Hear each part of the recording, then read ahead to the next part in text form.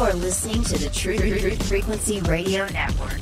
No hate, no hype, no fear. God said, "Let there be a dome in the middle of the water. Let it divide the water from the water."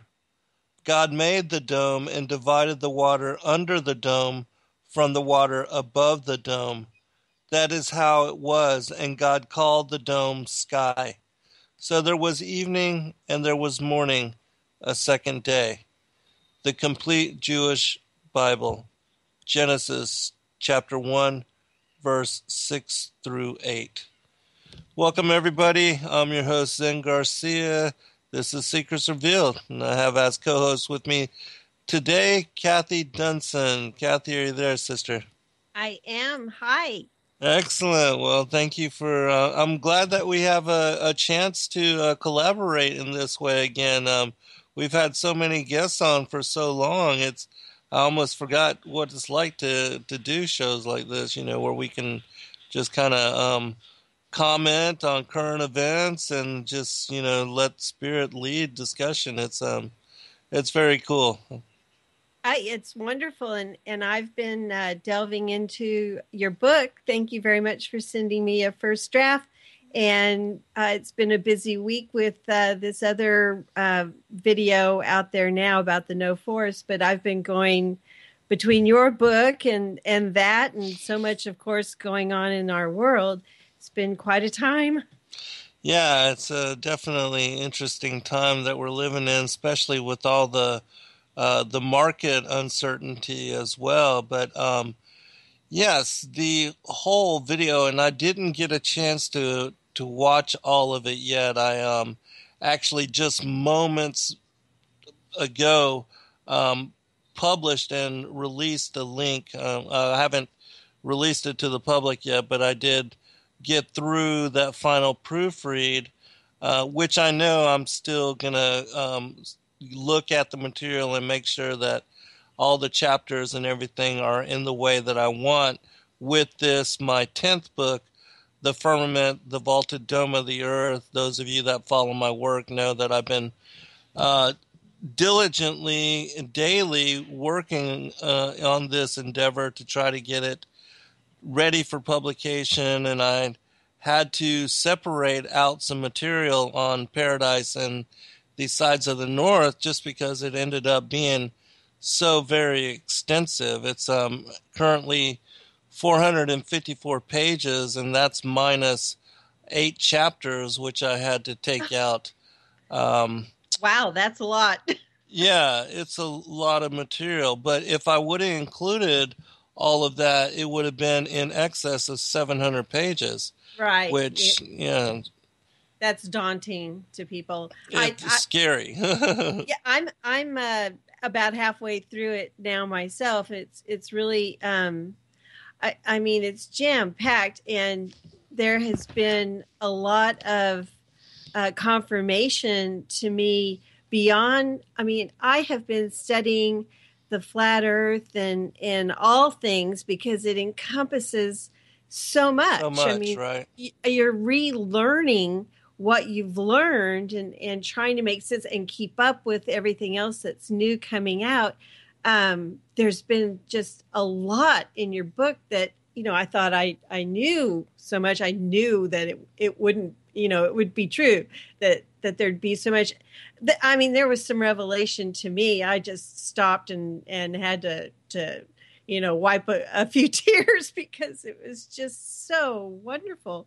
I mean, not wonderful that it's happening, but wonderful that it's being exposed and to recognize it. And it also piggyback. I kind of hate to even say that the particular thing that just really gripped me, because I want everybody to be led along as reader, as I felt I was, but piggybacking with your previous book, Flat Earth, Key to Decrypt the Book of Enoch, I saw in that how Satan had usurped the calendar and God's feast days and times and seasons that, we don't even know, where people, think the Sabbath is Saturday or, the church observes on Sunday. It's really none of the above, So Right. between that and this book, it's just been quite a time. I mean, it's really exciting.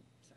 It was that way for me too, in writing the material and studying, and because so many revelations connected to each one. I mean, the whole thing with the calendar system and all the appointed times, the Moedim, all of that being changed. I mean, that was something that I had no idea would come out of studying how the flat Earth connects to the Book of Enoch, specifically the portion on the book on the courses of the heavenly luminaries.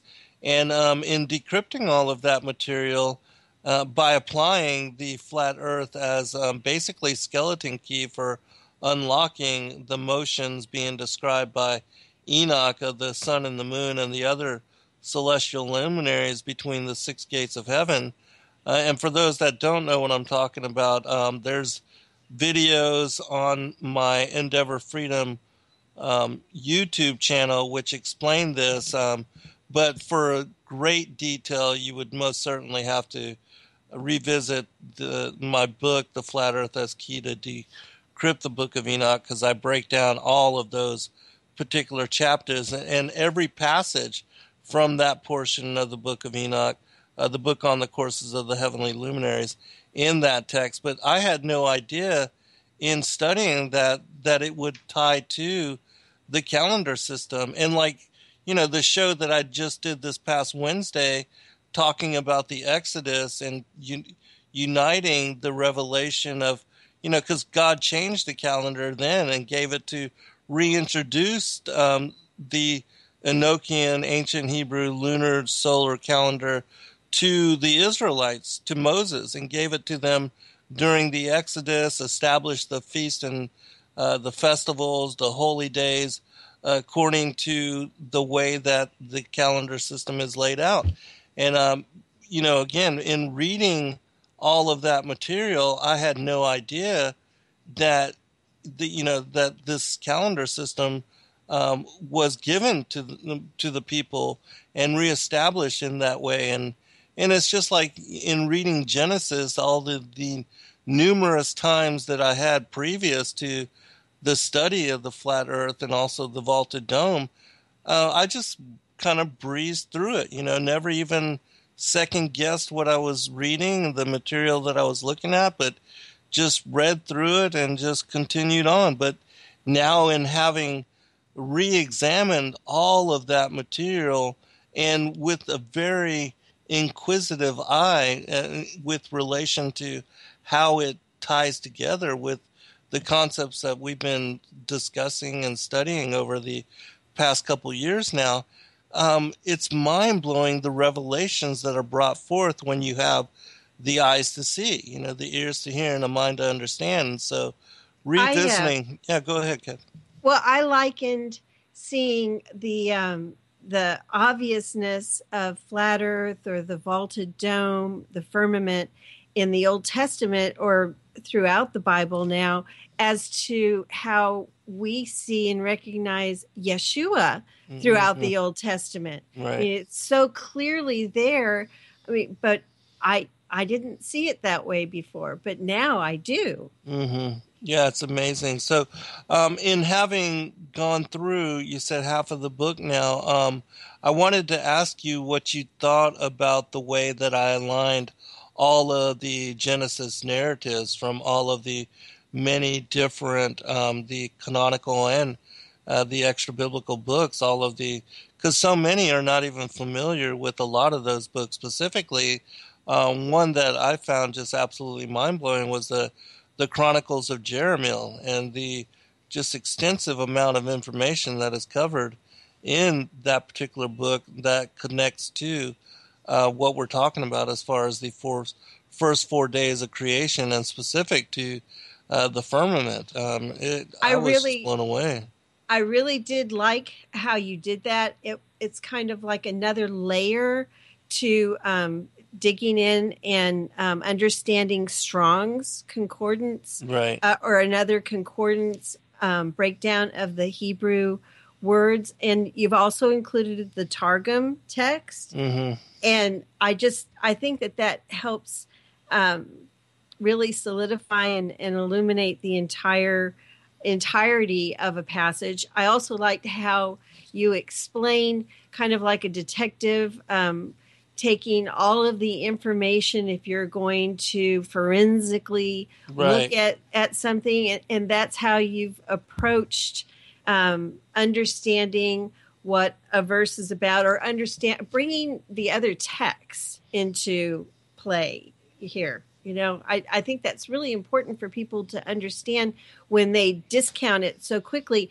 The Bible is truth, but not all truth is in the Bible. Right. We read other information. There was information in that day that gave more understanding in their day, how they were living, like the Targums. It just gives more understanding to what was going on. The Bible brings everything succinctly in, such a short, amount of pages, literature.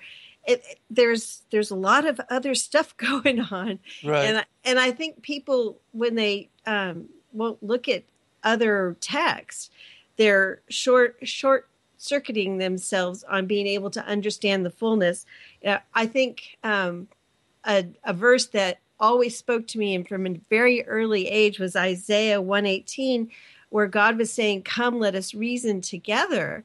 And I think part of that is looking at everything that's available. You may not consider something inspired, and I'd like to understand better even some how the canon was put together. Yes, me too.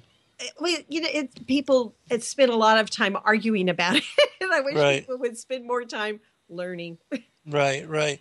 Yeah, and that was one of the reasons why I went into the whole thing of, like, if you're going to approach a crime scene, or like you're an investigator or somebody that's trying to discover in fullness about a specific event, how you take every bit of evidence and then you create a timeline, and then you insert as much of that evidence into it, and then try to then come to discernment on truth and how things happened.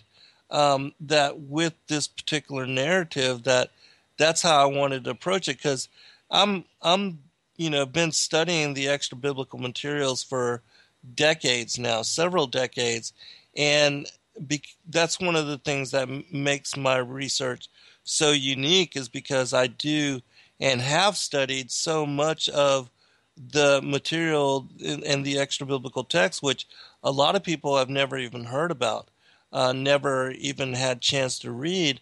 And then my being able to pull from all of that material and being familiar with it, it gives me a completely different perspective on a lot of topics which in the canon that remain ambiguous and that are not clearly defined. And I know that a lot of people, especially those that are, King James Version only readers, or purely King James purists, and that they won't go outside of the canon in reading any other material. And a lot of them, consider doing so to be blasphemy or heresy. But that when you do so, a lot of things that, like I said, remain ambiguous within the canon, they become clearly defined, especially when you study and read the fullness of the extensive amount of material that are out there.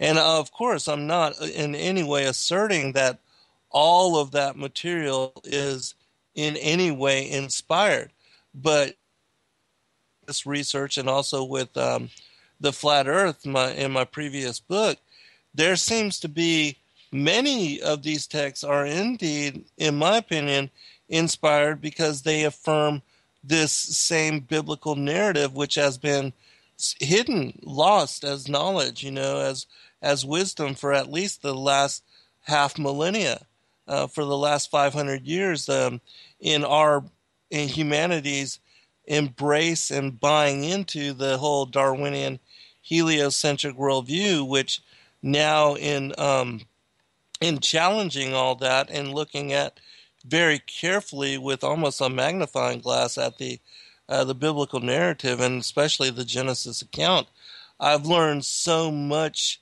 new revelation which absolutely affirms the veracity of not only the biblical assertion that that we live in a geocentric worldview, and that the earth is stationary and unmoving, but that it is covered in canopy, in heavenly canopy. And these two things completely challenge the whole narrative of, that we live on a spherical earth and that we're spinning on an axis as we annually orbit around the sun. And the whole thing of the celestial luminaries being entered into the firmament, and which is fitted to and placed above the earth and encapsulates the earth. Those are things which now, in looking at, going out every day and looking at the motions of how the sun and the moon move in sky and how it connects to the calendar system and all of that, I'm just absolutely blown away by the profundity of the revelation which has been given to me in regard to all of these things. And it's increased my relationship with the Most High. Go ahead, Kathy. Well, and see, that in itself is inspiration from the Most High. And I think that we discount the ability that he has given us to connect the dots, to look at the vast wealth of antiquity works that come from, Flavius Josephus. You've included information from him. I mean, he was a rabbi, wasn't he a rabbi? And the historical information that he had, right. There's so much information that's available that we can connect the information together. It's kind of like how I connect news stories, and right. And I try and take inspiration from the Father to bring forth, this is kind of what I see is on the geopolitical scene today and is worthy for us to pay attention to. I think people are inspired by prophecy and vision today. And so to look at some of these extra biblical texts and say, well, those aren't inspiration, that's, trying to pigeonhole it into the canon and say it's one thing when, it still deserves our attention. I know for myself, I've always been so interested in historical information and meeting up with you and your information and your books and your teachings, what you'd put together for study. That opened up an entirely different world for me, and one that I was so excited to jump into and to learn even more. And I think that's true of a lot of people who aren't even aware, like jumping in with the Nephilim.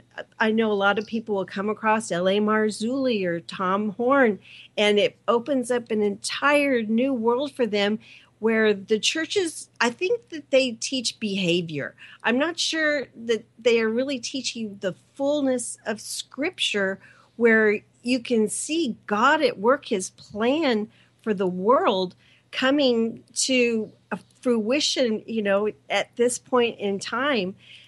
It's a different kind of, I don't know really what to term it, but it's like layers and understanding. I know it just opens up a whole new thing. I believe reading your I think it's your fourth book, Lucifer, Father of Cain, I just could see everything from the beginning to the end coming together, and it made such sense to me. Right. It reminds me of the 3-book series that Dr. Joy just released, and how she had prayed to God to give her the title, and he told her Beguiled.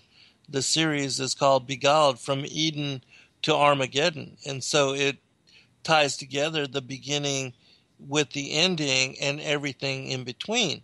And it's my opinion that unless one has discernment on the beginning, it's most certainly difficult to understand how it ties to the end. And so with the whole thing of Dr. Joy and her new 3-book series, is she does the same thing that I do in the books that I write, and leading people through the fullness of the story, beginning with the war in heaven, and even connecting our own pre-existence and our predestination and all of that to the fall of humanity, our exile here, even our incarnation into flesh form now.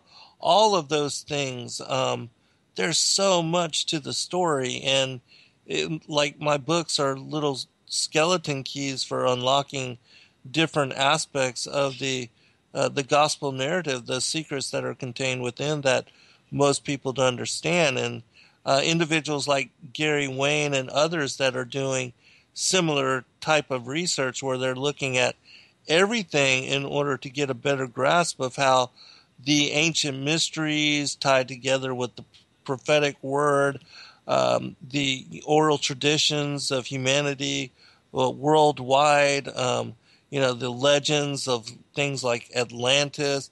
I mean, all of that, when you have and understand the underlying truth of how all those things connect, they're fit together to form a huge puzzle of truth, which is just mind-blowing to come to discernment on.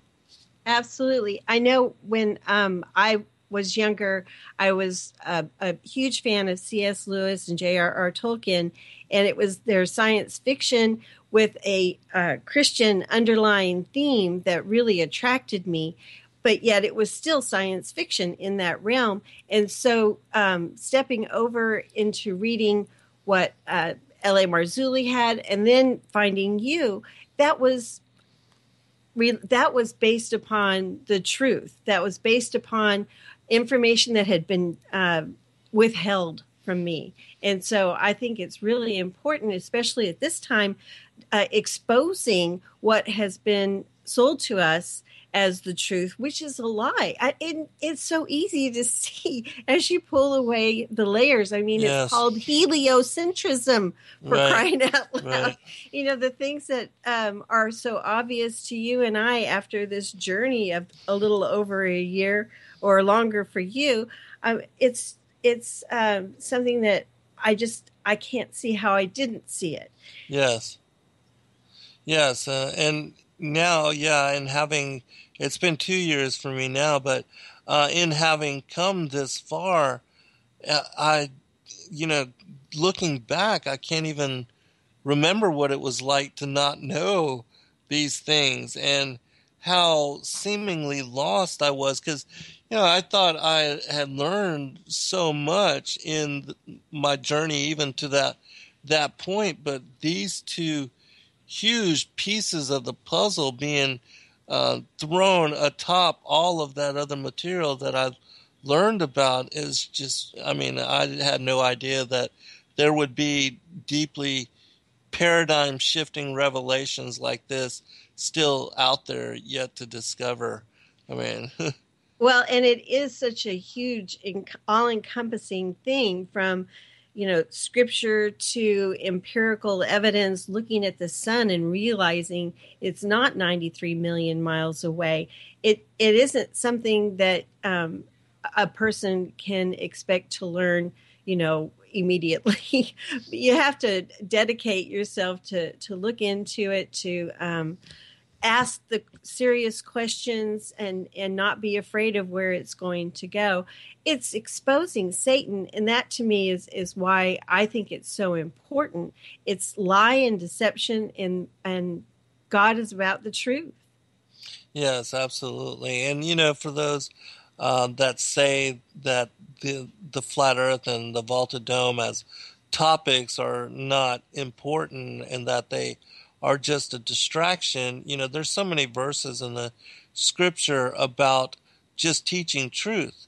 And these concepts are absolutely important and very relevant when you come to understanding on them, because the not only evolution, but the whole thing with the heliocentricity and how that ties together with the ancient alien theory, and that there are multiple Earths, and that there are alien life forms, and that these fallen angels are from other planets out there. I mean, there's so many lies built upon lies, which we have been indoctrinated into and have absorbed and embraced without ever second guessing or ever challenging the premise of all of that thought, that is brought, we're forced to reassess all of that. And it's certainly been a mind-blowing journey, but we'll be right back, everyone. All right. Welcome back, everybody. And for those that, have been waiting and looking forward to the release of this book, I did post a link in the chat room. I've gotten it to the point where I feel comfortable releasing it to the public. I always have a tendency to go back and keep reading over my books just to make sure that they are fine-tuned. But I've done now like 6 proofreads, and so I believe I have ironed out of the book most of the errors, and there might be 1 or 2, but I will still continue to go through it with a fine-tooth comb to make sure that everything is correct in the way that I want to present it. But I know so many have been asking me repeatedly as to when I am going to release it. And so I've gotten it to that point now. But certainly, it wouldn't hurt to wait another week. But again, it's very extensive amount of material, and I think it is going to be definitely a mind blower for those that are interested in this as topic, and that, in my opinion, there's, I know I have not been able to find, or in searching and looking for books on the firmament, and specifically on the vaulted dome of the earth, I've not run across any that are written from the perspective of a geocentric earth. There is one out there, and I think it's called The Firmament, the Vaulted Sky Dome, or something of that nature. But in looking at the contents of it, it is written from a heliocentric point of view, which, how you can write a book about, the firmament when from that particular perspective doesn't make sense to me. But Kathy, I know that there was some current events and some news stories that I wanted to bring forth before going into greater detail on this particular book project. And also I'm going to talk about that other material that I will be releasing on the Paradise and the Sides of the North, because that, as Revelation 2, is huge in and of itself. But awesome. I wanted to mention I am sending out a usually twice daily newsletter, and if anyone is interested in getting on that list, please email me at perelandra77@gmail.com. That's PERELANDRA77@gmail.com. I've kind of gotten into the no forest video and got that's off my... truly interesting. Yes, it is. And I got out of my groove, and so I haven't sent one out, and it really kind of hit me that if I don't keep right at it, kind of compiling information as I go through, my feeds and whatnot, it just gets behind me. So anyway, I wanted to mention to people, one of the best resources that I have is X22 Report. His name is Dave. I don't know his last name, but he has the stories that I will share, or I get stories from him. And I think the 2 reports he puts out each day are a great way, if you have no other way to keep up with what's going on in the news. to be aware of where we are right now. I'll just do a couple of titles he did recently. Today was "There Are Signs That the U.S. Government is Preparing to Lock Down America. The job numbers are not what you think. The economy accelerates to the downside. Election systems to be treated as critical infrastructure during a cyber attack. And Obama authorizes 30 days of bombing." That was for Syria, and he did that as soon as Congress left. So that's a great way to keep up. Also, Venezuela. There's an article by Michael Snyder out, and I've seen several things leading to this right now. The economic collapse in Venezuela is so bad that people are slaughtering and eating zoo animals. And So this, crazy. it is. It's really bad. People have been going across the border in droves to try and get food. Zen, I don't know if you saw this because you've been kind of buried, but this is very telling. There was an audit. The Army and Defense Finance and Accounting Service. Let me see. Okay, the Army General Fund couldn't account for $6.5 trillion in the 2015 budget audit. And if y'all will remember back to right before 9/11, it was actually September 10 that Donald Rumsfeld came out and said that they couldn't account for $2.3 trillion. So this is really telling it. And I don't think I'd heard of it, but, one or two places. Okay, then the other big news this week is the Zika virus. They're spraying in Florida, and there's a chemical in that is very dangerous. There's some stories today just came out in the Activist Post. It's titled, "Before America Wanted to Eradicate Them, the U.S. Military was Weaponizing the Zika Mosquito." And also, I think most people are aware that the Rockefeller Foundation has been involved in the research, and they originally harvested and isolated the virus. It's been around for 70 years, but now they're also spraying residents in Florida, and the people in Florida have been really against this. I'm not sure where it was exactly, Puerto Rico, perhaps, where they actually got that. They shouted it down. They weren't going to put up with it. Then we've got the Olympics opening in Rio. I was going to ask you about that. Did you get a chance to see, and what would, because I haven't. I haven't, but I did come up with two videos. A Call for an Uprising YouTube channel put out one, and it looks really good. I saw the first 5 minutes of it. It looks really good. It's called Rio Olympics 2016 Opening Ceremony, Illuminati Exposed, but it went through a lot of it. I did see one short that he said they started out with giant bugs that look like spiders, and why they would start their opening ceremony with a bug, considering the Zika scare that's going on, and it's in Rio. I mean, in the past, I've read stories too about dead bodies in the waterways where they're going to be holding the Olympic events. So it's something to be watching. Okay, then the other really big news this week was deaths related to the Clintons.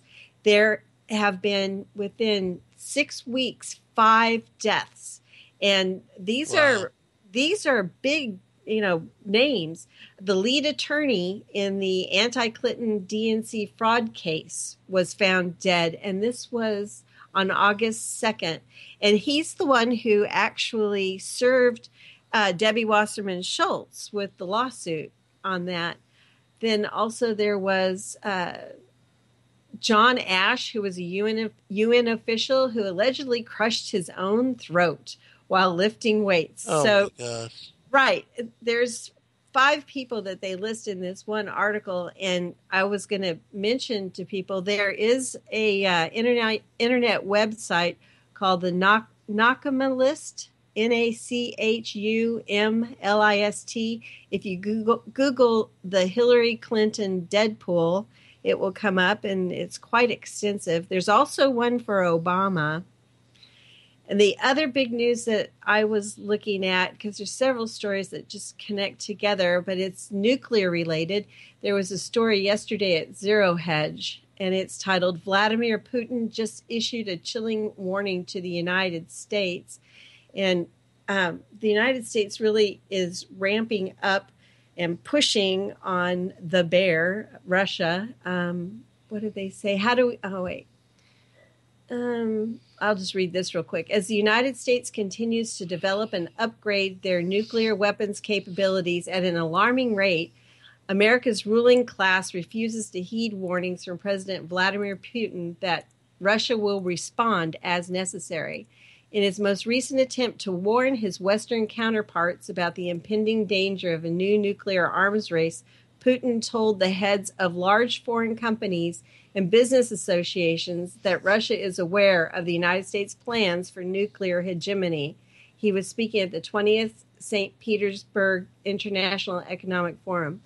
We know year by year what will happen, and they know that we know. So there's also an article that was at Debka File. Iran could have an operational nuke by 2017 end. That is out today. There was one other. The U.S. begins upgrading its nuclear bomb arsenal. And that they say it's out to 2020, but, who knows? The fact that it's in the news is really something, but then it's not in the mainstream news. It's only, this I think I got from a Japan source. So that was what I wanted to highlight today. Well, I'll definitely have to look at the, because it always seems like the Olympic opening ceremony and also the Super Bowl ceremonies that they are always Illuminati messages to world or ritual in some manner. So, definitely. The video I put in this little note that I put together for the show today, that one video is in there from a call for an uprising. So that would be a good place to start with that. Yeah, so we'll talk more about that perhaps next week. But I wanted to give you a chance to talk about this no trees video. No forests on the flat earth. Okay, because this is mind-blowing, and I think I've gotten about halfway through it, but enough to see the connections with what he's talking about and as far as on a smaller scale with the organic remains of the fossilized, the petrified forests, and then his connections to some of these mountains, like specifically the Devil's Tower. So can you share with the listening audience links to that and then also talk about it a little bit? Because it's another one of those things. If he's correct, this is like hidden in plain sight, and exactly, and again, more lies. More lies, and absolutely mind-blowing revelation, which all of us have looked at and seen these different mountains, but never have ever thought about it in the way that he's presenting it, in this video, which is again absolutely mind-blowing in its postulation. Well, I have the link pulled up for Mark Sargent uploaded it. I also uploaded it, and my channel's called Tribulation Now. But if you do a search on no forests on flat earth, you will find it. His name is David in Cyrillic, and so I don't know how you search that.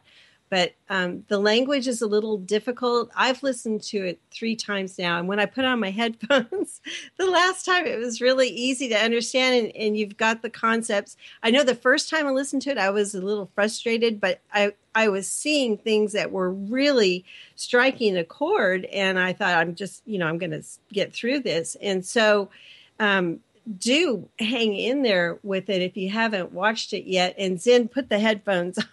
That'll help. But my thoughts were going to, well, like we were saying, lies. Of course, after the flat earth, I'm not discounting that they would lie to us about anything so grand. Seeing him point out the shapes and the sizes of mesas and buttes that could be looked at as looking like a tree stump. And then also I was connecting to the Book of Enoch. I'm not sure the timelines. This is where I really wanted input from you at some point. The giants they're describing as being 3,000 ells in height. And I've always seen that discounted, that there must be an error there. Right. But with this, that makes it totally believable. And then I just have had a lot of, different word salad. I don't know why that came up, but I like that actually. I was thinking back to the garden. I mean, how tall were the trees? I mean, I hadn't even considered that before. And then last night I watched again the movie Avatar, and it started out with a scene showing a huge excavation, a quarry, like David keeps saying, and I love, he says, who cutted? Who cutted the trees? And then the next scene was showing one of those machines, one of those huge machines, and the connection to the trees and to being able to share through the root structure electrically. I mean, we've been learning about the electric universe, considering that over, say, gravity. And then just today, and the Lord works like this with me, I came across an article, and it says human cells found to have electric fields as powerful as lightning bolts. And so it got in. Yeah. So that was an interesting connection. Other things. I was looking at mesa. Mesas are formed by erosion. This is the official story from National Geographic. Looking at the pictures that he shows, how is this flattened, level piece of huge land formed by erosion? And that goes back to millions and millions of years, the things that we've accepted and not questioned. I was also watching a video. There's been a few hangouts talking about this in more depth. And this is called When Giants Roamed the Flat Earth. And the channel is Flat Earth Conspiracy. This is Lori and Lawrence and Ronnie, Event Skeptic, was on there. And they had some really great points. One thing that I really thought was important, volcanoes are being used like gravity. If you look at these pictures, they're saying these perfectly shaped as if it came off of a mill or lathe, hexagonal, thank you, shaped Devil's Tower with it coming down and curving, where I'd never seen that before. And this one that's in, what's it called?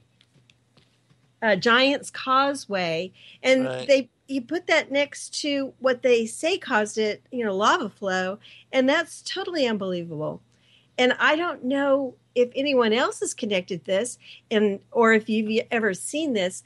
I think it was in 2013. They, for the first time, imaged a molecule, and have a photo of it, and it's also a hexagon shaped. So, like the honeycomb, and that's a shape that he's suggesting that's a living organism. So, that's real interesting to consider. I'll shut up for a second. Right. No, I wanted to ask you about the particular, it was like a lake, the residue, the hexagonal, the patterns. Can you? That's the one that I pulled that out for this. That's the one that we often refer to for flat Earth, because it's such a large expanse that's perfectly flat, solar to uni. And he suggest that that wasn't because his friend says that all of these salt lakes are really just leftover waste. But he said he disagreed on that because you can see these honeycomb shapes.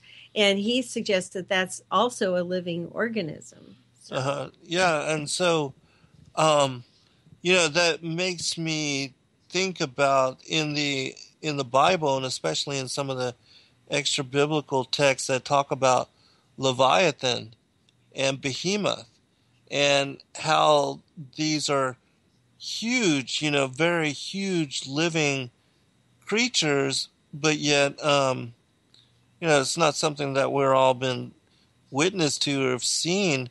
But it made me think about that as far as, whether that was like the surface, the skin of some kind of living creature, or, I didn't know how to really take that or apply it, but his connections to this hexagonal shape and that as being, something that had once lived, a living organism, I mean, certainly makes you consider, think about what could it be, He showed where, and I don't understand exactly silicone-based life forms to the carbon-based life form. Now I will be studying geology and all of that. I mean, we've been studying astronomy. Right. You know, it's really intensive what we're coming upon. But he showed, looking at the Giant's Causeway, I believe, or else the Devil's Tower, how there's a fascia covering of the stone itself. And it's kind of like a membrane. And so, he was looking at those different organisms. So, I mean, I picked up those things on like the second and third watch of the video. But what I thought was most interesting and where you would certainly have some input was that, to me, because he was talking at another point after the quarry and the shapes about some destruction, and thinking about the tree stumps and the size of them, and that these were giants. Would this not be the age prior to Genesis 1-2, where in the antediluvian age? And see, that was part of what, and I love this, that you included it in the book about the firmament. You went very much in depth about Genesis 1-2, about chaos, and that it was, the world was without form and void. Right. And that to me speaks of, cataclysm before and what occurred then, and I mean, there's just so many different things to think of. I can see that if there was this huge mining operation going on, there was a substance they were trying to get. For what purpose, I don't know. I mean, could that have been gold? I mean, that's been discussed a lot among people. And I can also just see Satan doing it just to spite God and to be destructive to the earth. Right. Yeah, we don't know exactly, but certainly in looking at and doing the in-depth analysis as far as looking at the Strongs and looking at those particular terms, I think I laid it out in a way that people, in reading the first three chapters, and let me just expound a little bit upon this. In the first three chapters of this new book, I go into great detail on the investigation of Genesis 1:1 and Genesis 1:2, because it speaks about the creation of the heavens and the earth, but then in Genesis 1:2, it speaks about the earth as being, the earth was without form and void. And then when you actually go into and look at the Hebrew words tohu va bohu, which are the Hebrew terms for without form and void, it tells you that the earth became an indistinguishable ruin, a deserted wasteland. And so God didn't create it in that particular manner, but that it ended up somehow becoming as such. And Gary and I, we did a number of really in-depth interviews where we talked about this particular premise, but I go to very great lengths in those first 3 chapters speaking about this as event, and also in tying it to the creation of the firmament, because the premise that I put forth in this particular book is that the firmament was created as an impenetrable, indestructible barrier in order to create, to imprison the fallen angels who were cast out. Interestingly, on that same particular day, according to the book of the Secrets of Enoch, that they were cast out of the heavens on the second day. And that's the day also that we see the firmament being established and being fitted to and created as barrier, encapsulating the earth.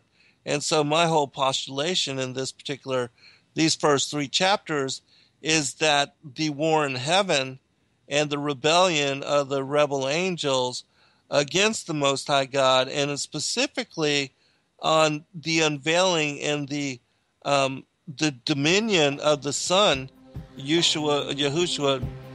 We're already at break. All right, we'll be right back, and I'll elaborate a little bit more. All right, welcome back, everybody, for a second hour. I'm going to tell you the names of the first 3 chapters, and then talk about this a little bit more.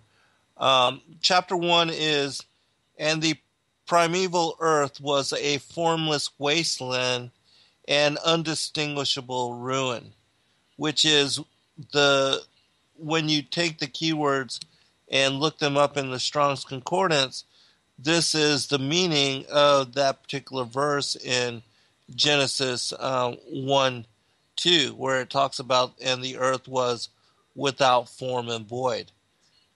Again, it means, and the primeval earth was a formless wasteland and undistinguishable ruin. The second chapter is the war in heaven and the antediluvian age. Chapter 3 is remember from whence thou art fallen. And so specifically the verse, in a few other particular versions of the Bible, because in looking at different verses and also different passages, which I'm going to ask you what you thought about that as well, Kathy, but I include multiple biblical translations in order that people can get a really firm grasp on how both the Targum and all of these other multiple versions, how they relate a specific passage. And just to give you an idea, in looking at verse 1:1 and 1:2 from Genesis, the International Standard Version, it reads like this: in the beginning, God created the universe when the earth was as yet unformed and desolate, with the surface of the ocean depths shrouded in darkness, and while the Spirit of God was hovering over the surface of the waters. The American Standard Version reads as this: in the beginning, God created the heavens and the earth was waste and void, and darkness was upon the face of the deep, and the Spirit of God moved upon the face of the waters. All right, just a couple more. The Darby Bible translation reads as this: in the beginning, God created the heavens and the earth was waste and empty, and darkness was on the face of the deep, and the Spirit of God was hovering over the face of the waters. One final translation from the Targum, it reads as this: at the beginning, min avala, the Lord created the heavens and the earth was a vacancy and desolation, solitary of the sons of men, and void of every animal, and darkness was upon the face of the abyss. And the spirit of mercies from before the Lord breathed upon the face of the waters. In wisdom the Lord created, and the earth was vacancy and desolation. This is the Jerusalem Targum. The first was the Palestinian. This is the Jerusalem. In wisdom the Lord created, and the earth was vacancy and desolation, and solitary of the sons of men, and void of every animal, and the spirit of mercies from before the Lord breathed upon the face of the waters. And so I'll read the King James real quick. From the King James, it reads as this, the one that most people are familiar with. In the beginning, God created the heavens and the earth was without form and void. And darkness was upon the face of the deep, and the Spirit of God moved upon the face of the waters. And so I broke down, not only do I include all these multiple biblical translations to give people a full summation of how different translators interpreted those particular verses, but it seems to me that in every rendition, no matter that, most certainly the earth wasn't, in my opinion, created in this desolate manner, but became that way. And so the question arises as to what led the earth to become in such manner. And Kathy, you were talking about how this connects to what we see in that particular video with, if these are tree stumps. Well, first off, what does that say? If these mountains are in fact, tree stumps, what does that say about the person that cut them down?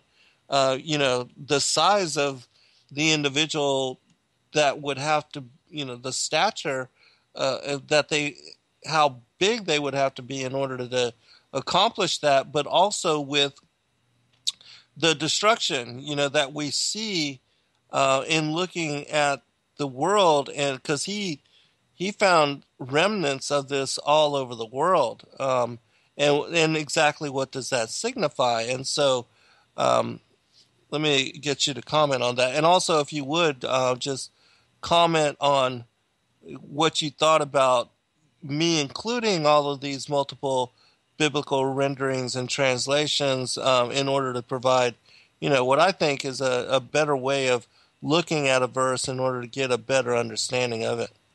I think that's the best way to study overall. And, perhaps some people aren't accustomed to that. And this is a good opportunity to actually see and compare, contrast. I think it gives a fullness to the understanding that you wouldn't have if you read just one translation. And going through the Strong's understanding of the words is extremely important as well. I used to read the Amplified Bible a lot, and that kind of does the same thing, although not nearly to this level. I think it's extremely important. I'm so glad you did.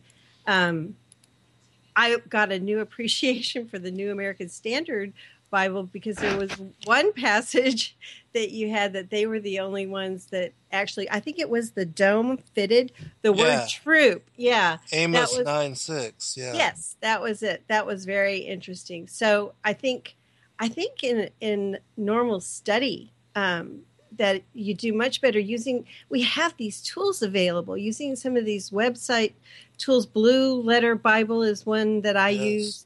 Bible Hub is another, where you can just, easily compare them. I don't feel like I'm studying unless I'm using those.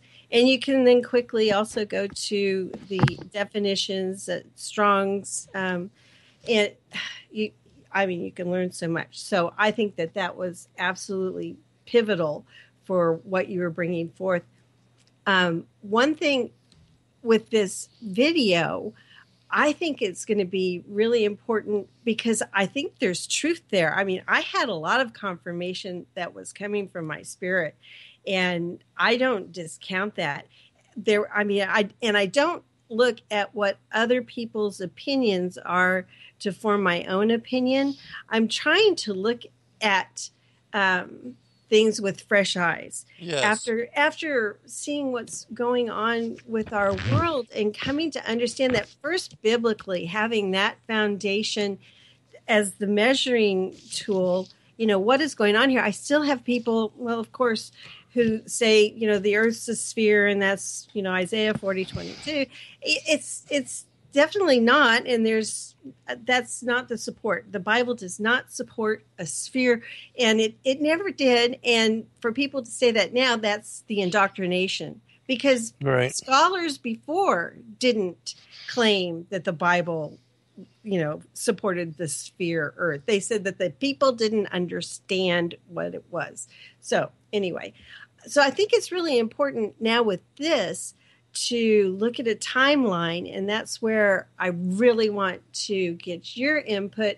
I immediately thought of, Genesis 1-2 and the chaos and prior before that. I see now some people are saying it would be the flood, and they're stuck in the young earth, I think. Right. So Yes. they're not seeing the antediluvian prior times, but yet something else that you do a lot of study with here is Atlantis, and you've done that in the past. Lemuria, it's Josephus, is it, who's written about that too? Plato wrote about Yes. Atlantis. Okay. So I think that finding a timeline there and looking at it with new eyes might really show us some things that we hadn't thought about before. The Sumerian kings list, I was trying to find that, the timing involved there, and looking at the fallen angels and are there heights of giants that were pre Genesis 1 and 2 that we maybe haven't looked at before. Right. Yeah, there's a lot to consider when you come to discernment on the antediluvian age. And you're right, so many, I would say most mainstream Christians, not having looked at these particular verses in great depth, they affirm a young earth. They only believe in the last 6,000 years, which is the modern era, modern humanity, Adam and Eve. But yet, as I lay out in this particular book, that when you really examine verses Genesis 1:1 and the 1:2 in what people call the gap theory, there absolutely seems to be affirmed in the biblical narrative that there was this prior time, this antediluvian age. And we don't know how long that was and how much time had passed, but it seems to assert that however long that particular period of time was, that it led to the earth becoming destroyed, becoming waste or without form and void. And that, and of course, we know about the war in heaven, which I take all of that and the much study that I've done on the war in heaven, because it was as topic of great interest to me anyways. And then being able to apply all of that information to the possibility and the whole premise that that's what led to the earth becoming without form and void. And then again, in showing that, the rebel angels were cast out of the heavens, according to the second book of Enoch, the book of the secrets of Enoch, on the second day.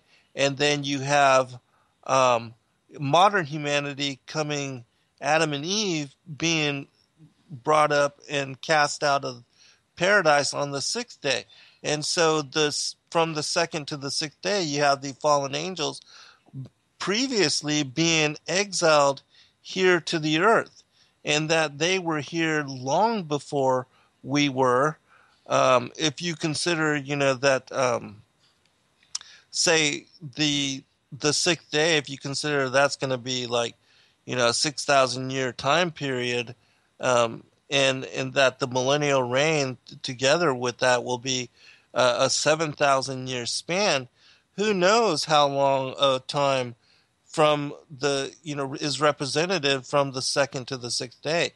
And we don't even know if that is like, each one of those days is equivalent in a certain kind of way. We just know that it adds up to a very long period of time. And then taken into account as confirming witness, things like Berosus and Mantheo and the Sumerian Kings list, all of this, it certainly seems that there was a huge period of time that is not accounted for by those that are proponents of a young Earth. And then the whole archaeological, geological record, the fact that we see entire huge megalithic city complexes at the bottoms of the oceans, and that they had to have been constructed at a time when those particular areas were above sea level, and not submerged in the manner that we see them reflected in this day and age. That most certainly postulates that they were built at a time in the very far distant past. And so again, all of these things in my mind, and as you talked about, I show in these first three chapters, I bring out a lot of extra, not even biblical text, but just legendary accounts from like Plato and even the Colburn Bible, the Emerald Tablets of Thoth, that talk about the destruction of Atlantis and the diaspora that took place after, and information from individuals like James Churchward, who talked about Mu as the motherland, as the original civilization, and how the Nakal, the tablets about the Nakal as a people, that they also affirm this kind of diaspora. Taking all of these things together as confirming witness to that there was this prior time, this previous age, it all connects to the affirmations that are in the Bible, and that when you understand them this way, that the biblical, the prophecies and the teachings that are contained within the scriptures align with and affirm the ancient mysteries and the oral traditions, the mythologies, the histories of people worldwide, which speak about all of these things. And, for those that are young Earth proponents, there's so much you have to ignore and exclude and just kind of throw out the window in order to hold on to those kind of belief systems, those kind of theories. And yet, again, when you really investigate the scriptures in the way that I lay out and share within the first three chapters of this book, then it helps you to understand and tie together the underlying truth that we see confirmed in the archaeological and geological record with the premise that is laid out in the scriptures. And so there's no, it's not that you have to accept it one way or the other, that there is a unification that comes forward when you truly have the eyes to see, the ears to hear, and the mind to understand, in my opinion. Yeah, I think that's exactly right. A unification with what we see with our eyes, the cities, the foundations that are under the sea, and what we see above ground, and the mythologies. I think it's really important because it does work in the biblical narrative, and that's where so many have question or discount the Bible, is because they aren't taught any of that. And I think it's not that we are glomming onto the scientific data in a way that the fantastical part of it comes through. I think it's, there are some things obviously that we can experience ourselves and understand, and that it all does fit together.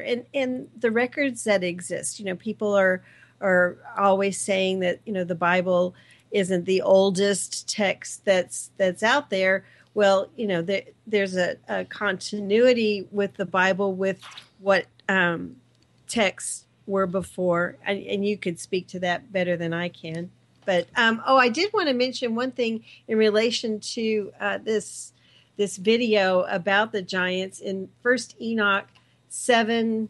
I'm not sure exactly what the verse is here, but they were talking about the giants were devouring, eating the men.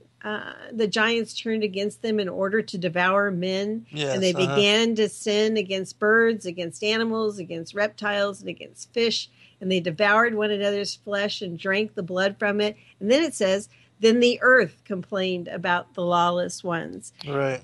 So, there's a lot going on with the giants that we don't really think about.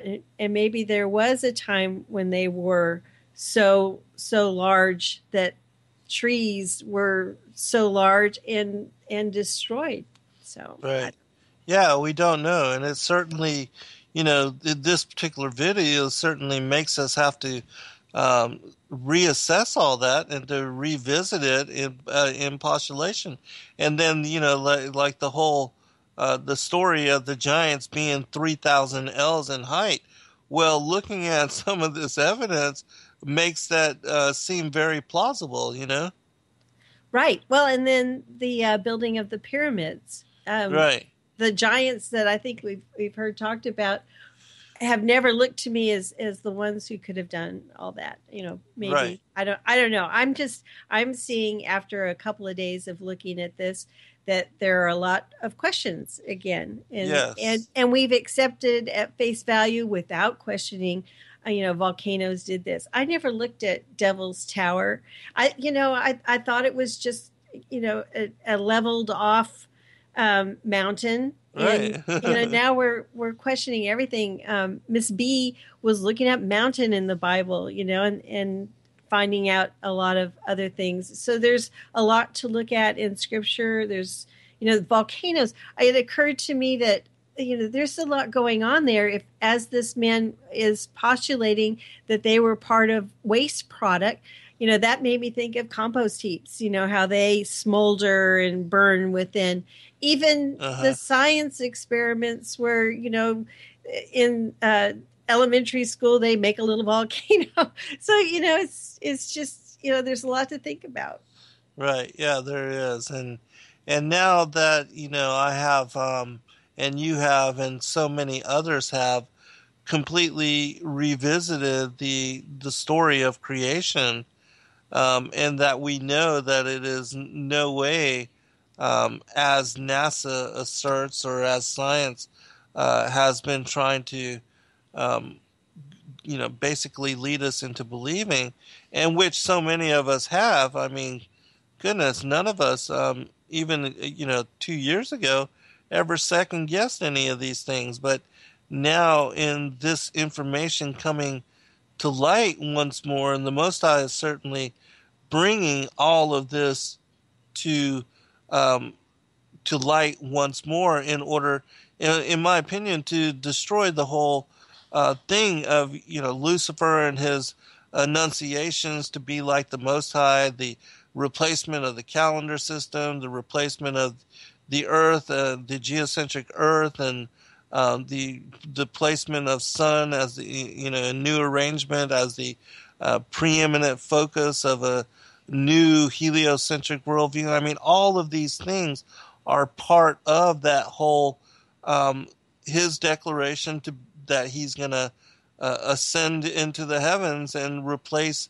place his throne and take over the throne of the Most High God. All of these things are, in my opinion, part of his efforts to do just that. And that the New World Order, scientism as a New World Order religion, that all of that is part and parcel to this whole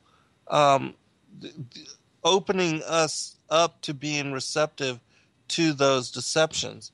And, it certainly seems most bewildering for those that have not ever considered it or thought about this in that way. But it's the only way to explain it, really. Well, it was like with the flat Earth, and now this one. When I see people who previously, they are not biblically oriented, they're not Christians, they are going immediately to the Bible. Or previously with flat Earth, they were going to the Book of Enoch, and that's what they are talking about. This one video from Flat Earth Conspiracy, they are falling back on, well, what does it say in the Bible? So that's why I think it's really important for information that you bring forth, that we're able to bring that out and have people to consider, this is what is really going on, the fullness thereof. There was chaos. It was a wasteland. That, to me, was a connection right away to what he was saying. I'm not sure what he meant about 1816 and some kind of nuclear event, but I definitely saw immediately, that there was something going on that was antediluvian time. Right. Yeah, and I think that when you are brought to such discernment, you're able to look at a lot of things that otherwise don't make sense, or that, people, again, that only believe in a young earth, or that there's only been the unfolding of 6,000 years as far as the timeline of creation, that you are able to embrace so many other things that you would have had to ignore or just completely exclude in order to hold on to such belief system, and that oftentimes people will do that. They will avoid certain areas of knowledge or certain We aren't teaching. Supposed to know that now. That's right. As a statement that, I always thought that, well, we're just not supposed to know about that. Right. Oh, my goodness. This show's going by so fast. All right, we'll be right back, everybody, for a final segment. All right, welcome back, everybody, for final segment. I want to open up this particular portion with a reading, just a few paragraphs from one of the last chapters of this particular book, which it's tied to what we were talking about before we went to break, and then I'll get Kathy to comment on this.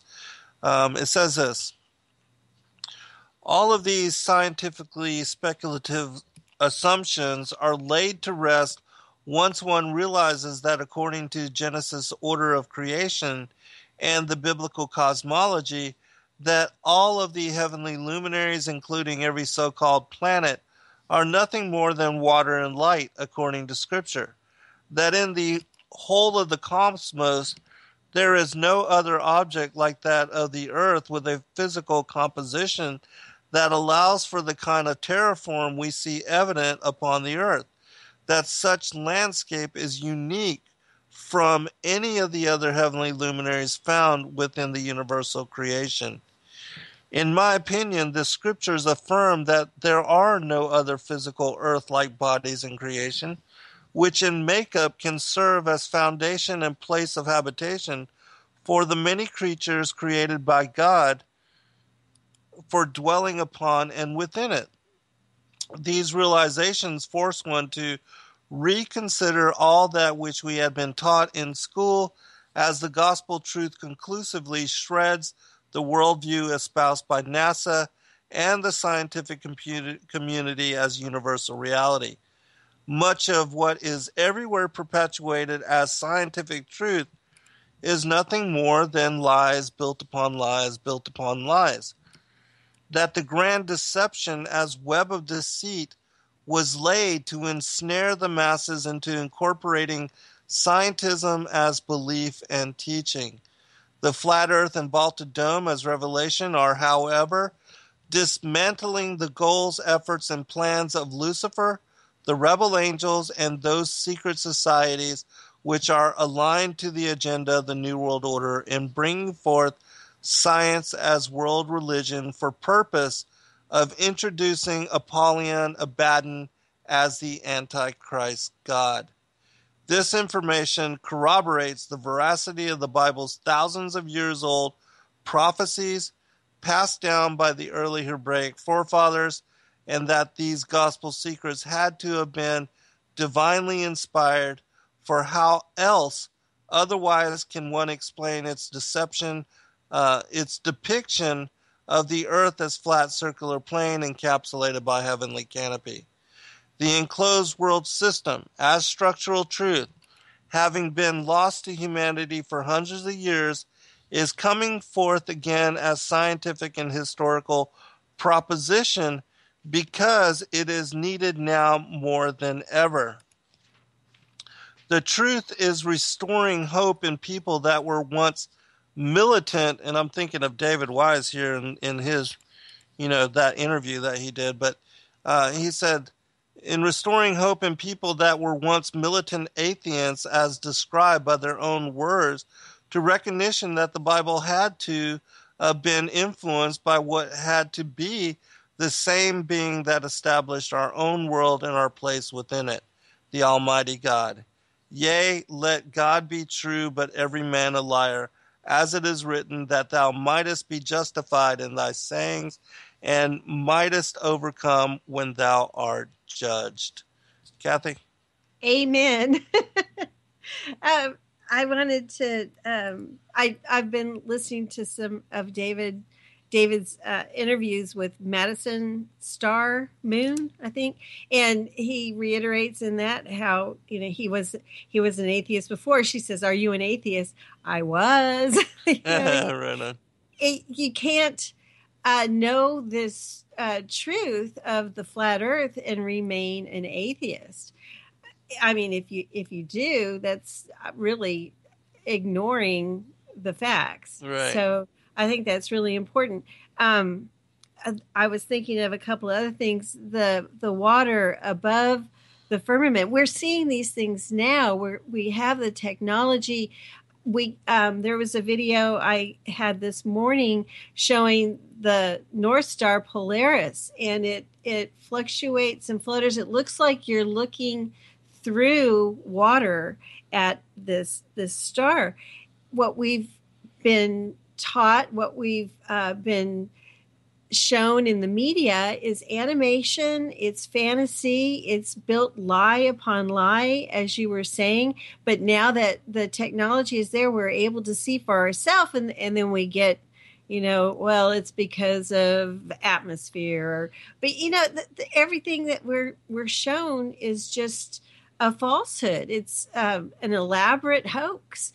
They can't even turn around the camera on the ISS. Right. So there's no way to compare what we're actually seeing ourselves now with our own eyes to what, I think that NASA employs a gallery of science fiction writers. Right. So one thing, there was another story that I had no idea about, because people wonder, well, how could so many be in on this? It was a video about gravity and gravitation, the gravitational wave. And there was an injection test, they called it, that only the very top echelon, like there were 4 people, even knew about. The researchers, all the people who were involved with this research, which recently came out. We've discovered 2 black holes colliding. Well, they did a few years earlier what they called an injection test, and they wrote about this. But these things don't get wide play. It's like our finding the article about the plasma shield, 7,200 miles high. I don't know if it's really that high, but they put this information out. So this was showing how a very select number of elite are controlling the majority of the researchers and hoaxing them. They believed that they had found, what they've come out now and say they found. Who's to say that wasn't, another test? They did the recent one right after they moved into their new hundreds of $1 million facility. Obviously, they had to show that they were doing something for all that money. Okay, I know what you're talking about. It was that huge. I forget exactly, but I think it was like lasers and mirrors, and they had set up um, this whole detection system in order to check for abnormal Proving gravity. pulses. Yeah, the gravity waves that they were trying to, yeah, Right. to and that they inserted this false. Basically, it was a hoax, and the scientists thought all of that was real, and they Right. began to write all of these scientific papers, and then come to They find even out they right. had injected this, and that it was all a hoax. They even wrote a white paper, I think, and they went to a conference and they were going to give it, and then that's when they were told that it was just, they use words like, well, this was just an injection, but they falsified it for them. So, that's what goes on, and so it's difficult to think that it wouldn't happen in any other environment. Right. So and imagine if they didn't tell them, that it was a hoax. Exactly. And so then when they just released it, I think it was early this year, who's to say that that wasn't as well? Right, exactly. Their whole purpose for that is to, quote unquote, prove gravity, prove Einstein's theory correct, because they need it, and every day I see more and more, on top of another article about they've discovered this in space, they've discovered that, and there's really no there. But, people are, and I was one of these. I loved all the space stories. Planet 9. Oh, that must be Nibiru, Right, yeah. And I'd be sharing that. We tell on Tribulation Now. I'm sure they still are. But it's really not. There's nothing verifiable about that. It's not real science, although people will, claim that it is. It's not. You can't verify it. Right. Yeah, and there's so much of that out there now, and so that's why another reason I opened my book with, just not believing and doubting all that NASA says, because of the whole thing, with the Apollo 11 missions and how they have been caught trying to perpetuate that the Earth is a sphere by utilizing the window of the lunar module in order to give it that particular shape. I mean, right. And if the Earth was a ball and was a sphere, why would they have to hoax it at all? I've really latched on to what Charles Harler has said about the court case.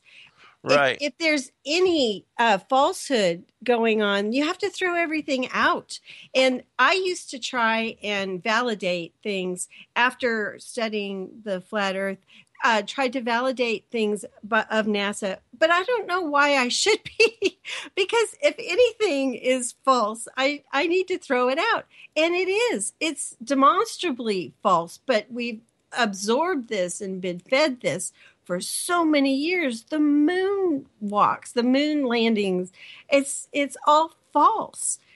Or, if not all of it, a good, there's a small portion that might be true. Even the satellites, there's no satellites. There's weather balloons. There's drones that can fly. There's so many ways that they can do that. And they've never shown satellites in space, and they're not in space. You can pull it apart in so many ways, and it's just not feasible to try and validate them. And I should not be, because Charles is right. Yeah, I agree. And the fact that we've caught them lying and hoaxing so many things, the scuba tanks, the ISS, the spacewalk footage, the air bubbles, the green screen where the Earth just completely disappears to a green screen. I mean, all of that. Sex in the clouds. Yeah. And the moon flyby. Right. They did it 2 years in a row now. It's the most ridiculous looking thing. But people are so dumbed down there will be replies on a post on a NASA Twitter feed that, oh, yay. I mean, it's just so wonderful. This is so marvelous. What a great thing you've done. They look at this and they believe it. And it's just impossible for me to see anymore. Even the sun. I mean, you look at the sun in the sky and it's not that far away. Right. The moon. The moon is luminescent in its own right. It is not reflecting off the sun. I mean, these are so many things all my life that I've just accepted and not looked into, for one. And now if I do, I can see tail on tail just spinning, trying to keep the illusion alive. Right. Yeah, and there's a portion of my book where I talk about how the Sefer Yetzirah, the Book of Creation, it talks about there being 7 planets in the universe, but the Earth is not listed as one of those, and the Sun and the Moon, and then Jupiter, Venus, Mars, Mercury, and Saturn. That those are these 7 planets, and so it. The sun and the moon are included with these particular heavenly bodies, but they talk about also in the book of Enoch that there are 7 levels of heaven, and that each one of these celestial luminaries holds circuit, a revolution on that particular level of heaven, and that there's, that they're not like everybody believes all of these planets move in circle around the sun. And I no longer buy into that either. Because again, if the sun, because I know it's not 93 million miles away, and I know it's not as large as we have been led to believe. NASA says that the sun holds 99.86% of the mass of the solar system, and yet I know that the Earth is much larger in proportion than either the sun or the moon or any of the celestial luminaries. And so I no longer even buy into the whole, the perpetuation that all of the planets are moving in circle around the sun. And so, according to the book of Enoch, he says that each one of them is contained in their own revolution, in their own portion of the heavens, and that they do not intrude on one another, that they all move in circle around Polaris as the fixed star of the celestial sky dome. And the time-lapse photography, in my mind, affirms that as being an authentic statement.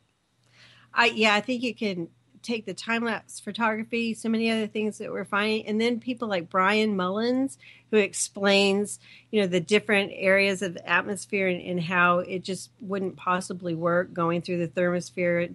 So all of that's really helpful in so many areas. There's so many disciplines that we start to look at, to understand, and try and marry that up with what we see, what we actually see. Can I read this one paragraph from chapters? Okay, good. From chapter 7, which is the firmament of heaven. This one really, really spoke to me. God has his throne and seat of power directly above the highest point of what is the exact center of the vaulted dome of the earth. And though this knowledge has been stolen from us, I will, in chapter on the throne of God, restore to you this knowledge and elaborate fully upon this as concept. However, until then, keep in mind that just as the celestial luminaries revolve and circumspect around Polaris, the fixed star, so do the cherubim, seraphim, and Opanin angels in similar manner surround and worship at the feet of the Most High God as he sits upon his throne of glory. This should tell you something as to where his throne is located. God does very much indeed sit atop the circle of the earth, upon the vaulted sky dome, as is referenced in the varying biblical translations of Isaiah 40:22, and that from there he looks down in observance upon the full extent of the earth, as wide circular plains spread beneath and before him. Yeah, that's an amazing revelation. I mean, now that I understand that, uh, God's throne very literally is right above Polaris, that he is sitting on the very top of the vaulted dome of the earth. And Something else I got from that, and maybe I visualized the angels going around circular yes, worshiping. That yes, I saw that and I thought, right. oh my gosh, I see what Satan has done here. He's tried to steal God's throne. Yes, exactly. And And yes, go ahead. just stealing it from humanity. Right, He can't steal it from God, but he's stolen it from us. right.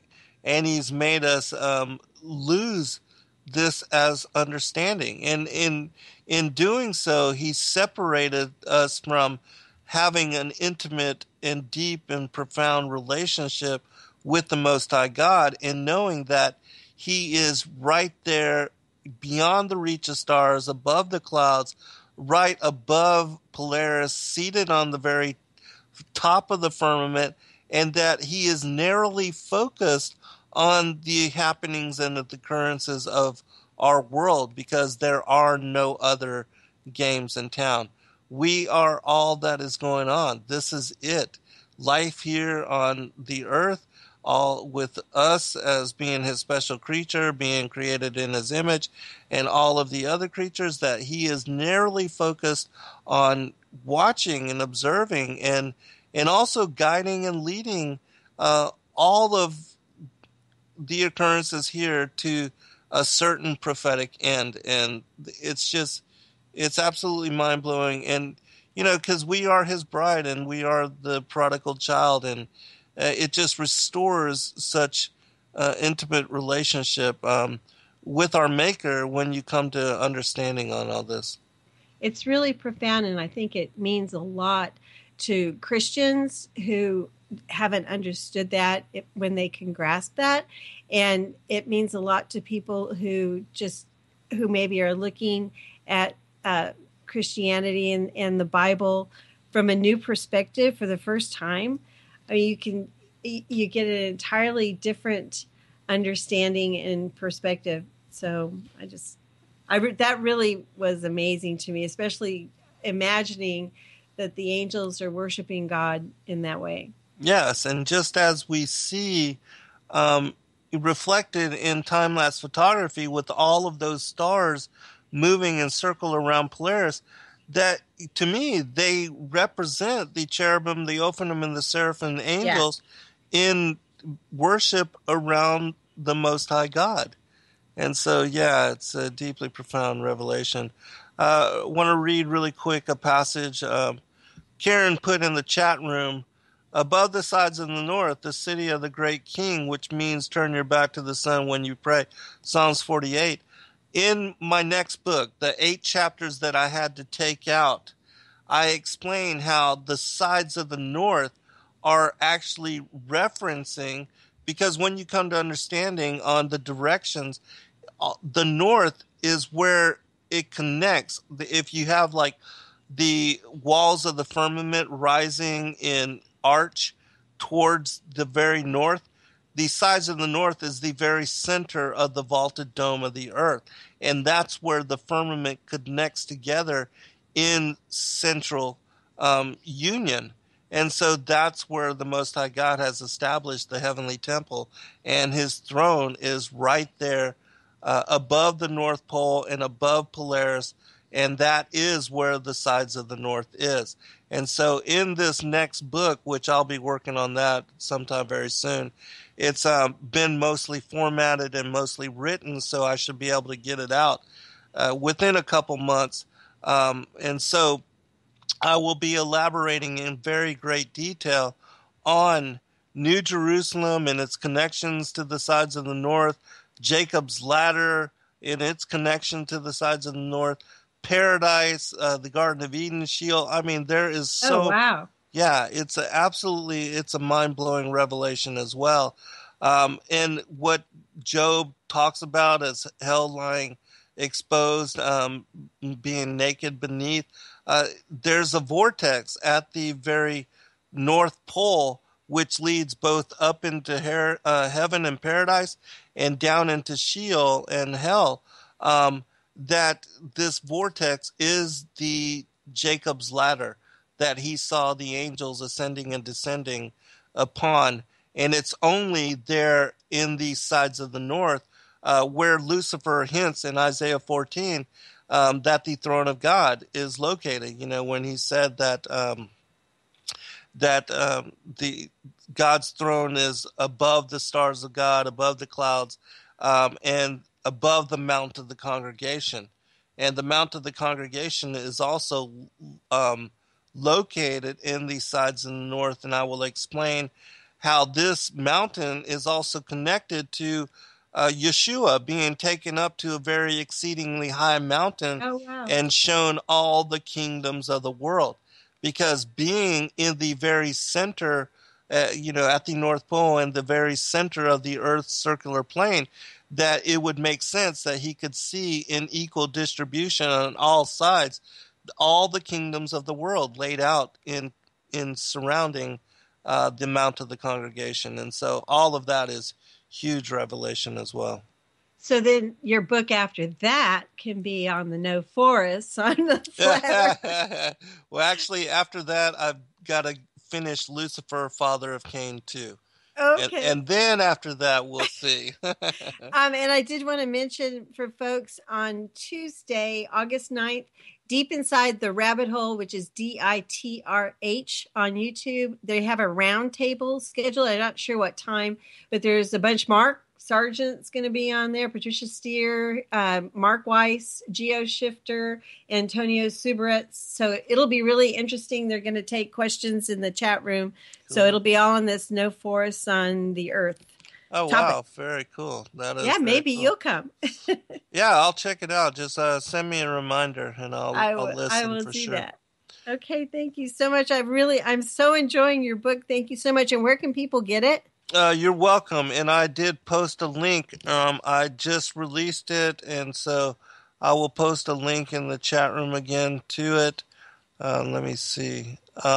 Before the end of the show, I will do that. And also one other thing, I will be working on, as soon as I get the word from the Thracian Church, as far as the Thracian Chronicles, that's another endeavor that I will be completing and finishing as well, because I do have most of that book written and completed as well. I'm just waiting for the okay to release that. Yeah, the Book of Atum and Ua and the Chronicles of Longinus and the Book of Navi.